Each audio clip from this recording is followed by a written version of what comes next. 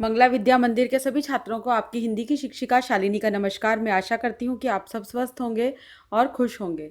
तो बच्चों चलिए पढ़ते हैं तीसरा पाठ यानी कि थर्ड लेसन, जिसका नाम है किरमिच की गेंद।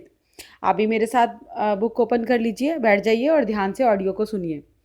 गर्मी की छुट्टियां थी। दोपहर के समय दिनेश घर में बैठा कोई कहानी पढ़ रहा था। तभी पेड़ के पत्तों को हिलाती हुई कोई वस्तु धम से घर के पीछे वाले बगीचे मतलब गार्डन में गिरी। दिनेश आवाज से पहचान गया कि वह वस्तु क्या हो सकती है। वह एकदम से उठकर बरामदे की चिक सरकाकर बगीचे की और भागा। अरे अरे बेटा, कहाँ जा रहा है? बाहर लू चल रही है। दिनेश की माँ मशीन चलाते चलाते एकदम जोर से बोली। उन्होंने उसे बोला कि इतनी धूप में बाहर लू चल रही है। लू मीन्स गर्म हवा चल रही है। परंतु दिनेश रुका नहीं। उसने पैरों में चप्पल भी नहीं पहनी। जून का महीना था। धरती तवे की तरह तप रही थी, मतलब गर्म थी धरती। पर दिनेश को पैरों के जलने की कोई भी चिंता नहीं थी। वह जहां से आवाज आई थी उसी ओर भाग चला। सामने की क्यारी में भिंडियों के ऊंचे ऊंचे पौधे थे। भिंडी मतलब लेडी फिंगर, जो सब्जी होती है वेजिटेबल, के ऊंचे ऊंचे पौधे थे। एक और सीताफल की घनी बेल फैली हुई थी।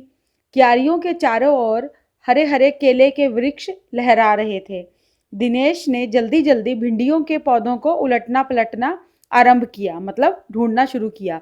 जब वहां कुछ नहीं मिला तो उसने सारी सीताफल की बेल छान मारी। बराबर में ही घूस ने गड्ढे बना रखे थे। तो बच्चों, घूस किसको बोलते हैं? एक रैट जैसा एक और छोटा सा मतलब एक एनिमल होता है, जंतु होता है, जो रैट से जैसा ही होता है बिल्कुल, पर उससे शेप में बड़ा होता है। तो वो जमीन में गड्ढा मतलब बिल बना के रहता है। तो ढूंढते ढूंढते जब उसकी निगाह मतलब नजर उधर गई तो उसने देखा कि गड्ढे के ऊपर ही एक बिल्कुल नई चमचमाती किरमिच यानी कि कैनवस की गेंद पड़ी है। दिनेश ने हाथ बढ़ाकर गेंद उठा ली। लगता था जैसे किसी ने उसे आज ही बाजार से खरीदा है। उसने उसे, नेक्स्ट पेज बच्चों, उसने उसे उलट पलट कर देखा, परंतु कुछ भी समझ में नहीं आया। उसे उसने देखा पर उसे समझ नहीं आया कि ये कहाँ से आई है। नजर उठाकर उसने पास की तिमंजली मतलब 3 मंजिल की इमारत की ओर देखा कि हो सकता है किसी बच्चे ने इसे ऊपर से फेंका हो। परंतु उस इमारत के इस ओर मतलब इस साइड पे खुलने वाले सभी दरवाजे और खिड़कियां जो थे, डोर्स और विंडोज थी, वो बंद थे। छत की मुंडेर से लेकर नीचे तक तेज धूप चिलचिला रही थी, कि बहुत तेज, ऊपर छत से लेकर नीचे तक बहुत तेज धूप मतलब चिलचिला रही थी, आ रही थी। फिर कौन खरीद सकता है नई गेंद? दिनेश ने सुधीर, अनिल, अरविंद, आनंद, दीपक सभी के नाम मन में दोहराए। यदि गेंद खरीदी भी है तो इस दोपहरी में इसे नीचे कौन फेंकेगा? अगर किसी ने खरीदी भी है तो इस दोपहर में इसे कौन नीचे फेंकेगा? हो ना हो यह गेंद बाहर से ही आई है। उसने सड़क पर बने गोल चक्कर के बगीचे की ओर देखा, परंतु वहां केवल 2-4 गाय ही दिखाई पड़ी, जो पेड़ के नीचे सुस्ता रही थी, मतलब रेस्ट कर रही थी। उसे ध्यान आया कि जाने कितनी बार अपने मोहल्ले के बच्चों की गेंदें क्रिकेट खेलते हुए दूर चली गईं और फिर कभी नहीं मिली, क्योंकि वहां पे दूसरे बच्चे उठा लेते होंगे शायद उनको। एक बार तो एक गेंद एक चलते हुए ट्रक में भी जा पड़ी थी, मतलब ट्रक के अंदर गिर गई थी। तभी भीतर से माँ की आवाज आई, अरे दिनेश, तू सुनेगा नहीं? सब अपने अपने घरों में सो रहे हैं और तू धूप में घूम रहा है। दिनेश गेंद को हाथ में लिए हुए भीतर आ गया, मतलब अंदर आ गया। ठंडे फर्श पर बिछी चटाई पर वह लेट गया और सोचने लगा, भले ही यह गेंद मोहल्ले में से किसी की ना हो, परंतु ईमानदारी इसी में है कि एक बार सबसे पूछ लिया जाए। गर्मी की छुट्टियां थी। बच्चों ने खेलने की सुविधा को ध्यान में रखते हुए एक क्लब बनाया था बच्चों ने। उस क्लब में सभी बच्चों के लिए बल्ले थे, मतलब बैट थे क्रिकेट वाले, और गेंद खरीदने के लिए वे आपस में क्लब का चंदा, जो मतलब आपस में जो डोनेशन इकट्ठी करते थे, पैसे फंड्स इकट्ठे करते थे, पैसे इकट्ठा कर लेते थे। शाम को सारे बच्चे इकट्ठा हुए। दिनेश ने सभी से पूछा, मुझे एक गेंद मिली है। अगर तुम में से किसी की गेंद खो गई है तो वह गेंद की पहचान मतलब कोई निशानी बता दो, बताकर मुझसे गेंद ले सकता है। नेक्स्ट पेज बच्चों। तभी अनिल बोला, गेंद तो मेरी खो गई है। कब खोई थी तेरी गेंद? दिनेश ने पूछा। यही कोई 4 महीने पहले। तो वह गेंद तेरी नहीं है, दिनेश ने कहा। फिर वह मेरी होगी, सुधीर ने तुरंत उस पर अपना अधिकार जताते हुए कहा। वह कैसे? दिनेश ने पूछा। तू मुझे गेंद दिखा दे, मैं अपनी निशानी बता दूंगा। वाह, यह कैसे हो सकता है? दिनेश बोला। गेंद देखकर निशानी बताना कौन सा कठिन है, मीन्स मुश्किल है। बिना देखे बता, तब जानू।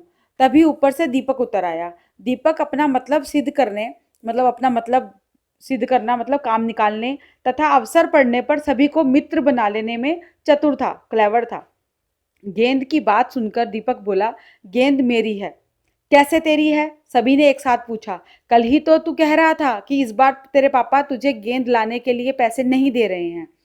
मेरी गेंद तो 5 महीने पहले खोई थी, दीपक ने कहा, जब बड़े भैया की शादी हुई थी ना, तभी सुनील ने मेरी गेंद छत पर से नीचे फेंक दी थी। दिनेश अच्छी तरह जानता था कि यह गेंद दीपक की नहीं है।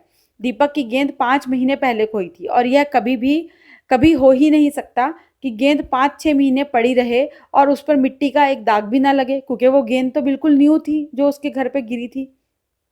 दीपक ने कहा, मैं कुछ नहीं जानता, गेंद मेरी है। वह मेरी है और सिर्फ मेरी है। ये नेक्स्ट पेज बच्चों। अरे जा जा, बड़ा आया गेंद वाला, क्या सबूत है कि यही गेंद नीचे फेंकी थी? अनिल ने पूछा। दीपक ने कहा, हाँ सबूत है, मुझे गेंद दिखा दो, मैं फौरन बता दूंगा। दिनेश ने देखा कि झगड़ा बढ़ रहा है। गेंद हथियाने के लिए दीपक सुधीर और सुनील का सहारा ले रहा है। वह जानता था कि यदि गेंद दीपक के पास चली गई तो ये तीनों मिलकर खेलेंगे। अच्छा, मैं गेंद ला रहा हूँ, परंतु जब तक पक्का सबूत नहीं मिलेगा, मैं किसी को गेंद नहीं किसी को दूंगा नहीं। दिनेश ने कहा कि जब तक कोई पक्का सबूत नहीं मिलेगा, मैं किसी को गेंद नहीं दूंगा। नेक्स्ट पेज बच्चों। गेंद आ गई। दीपक उसे देखते ही बोला, यह मेरी है, यही है मेरी गेंद। यह लाल रंग का निशान मेरी ही गेंद पर था। वाह, सभी गेंदों पर ऐसे ही निशान होते हैं, अनिल ने दिनेश का साथ देते हुए कहा। दीपक ने फिर जोर से लगाया, मैं अपने पापा से कहलवा सकता हूँ कि गेंद मेरी है। अरे जा, ऐसे तो मैं भी अपने अपने बड़े भाई से कहलवा सकता हूँ कि गेंद दिनेश की है, अनिल ने कहा। कुछ भी हो, गेंद मेरी है, दीपक ने उसे धरती पर मारते हुए कहा। धरती पर टप्पा पड़ते हुए मेरी गेंद में से ऐसी ही आवाज आती थी। मेरे साथ बाजार चल, दुकान पर जितनी गेंदें हैं सभी के टप्पे की आवाज ऐसी ही होगी। अनिल ने फिर उसकी बात काट दी कि मार्केट में जितनी भी गेंदें हैं उनको अगर हम जमीन पे मारेंगे तो उसके टप्पे की आवाज सेम ही होगी। अनिल ने ये बात बोल दिया। अच्छी बात है, तो मैं इसे सड़क पर फेंक दूंगा, देखूं कैसे कोई खेलेगा। दीपक ने जैसे ही गेंद को सड़क पर फेंकने के लिए हाथ उठाया कि अनिल और दिनेश ने उसे पकड़ लिया। अब दीपक ने रुआंसे होते हुए अपने अपना अंतिम हथियार आजमाया, मतलब लास्ट ट्रिक उसने एक आजमाई। बोला, या तो गेंद मुझे दे दो, नहीं तो मैं इसके पैसे सुनील से लूंगा। अब तो सुनील, दीपक और सुधीर का गुट मजबूत होने लगा था, उनका ग्रुप मजबूत होने लगा, क्योंकि सुनील तो पैसे नहीं देता और वो उसी का साथ देता दीपक का। तीनों का ही कहना था कि गेंद दीपक की है और उसे ही मिलनी चाहिए। दिनेश तब तक चुप था।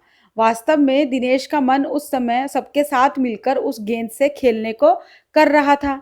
बोला, अब चुप भी रहो, झगड़ा बाद में कर लेंगे। अपने अपने बल्ले, मतलब अपने अपने बल्ले ले आओ, पहले खेल ले। नेक्स्ट पेज बच्चों।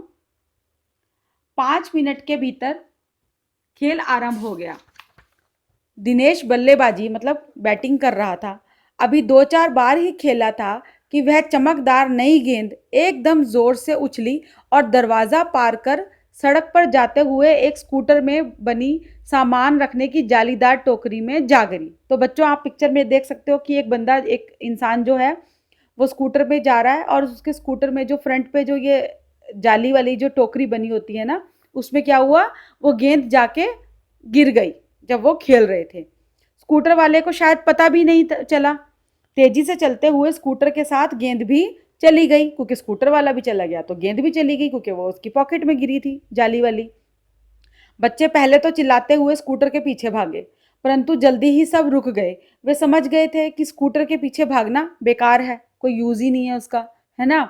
एक पल के लिए सभी ने एक दूसरे की ओर देखा, फिर उन्होंने एक दूसरे के लिए 1 सेकंड के लिए देखा एक दूसरे की तरफ, और फिर सभी ठहाका मारकर हंस पड़े, और जोर से ठहाका मारकर हंस पड़े। क्यों हंसे बच्चों?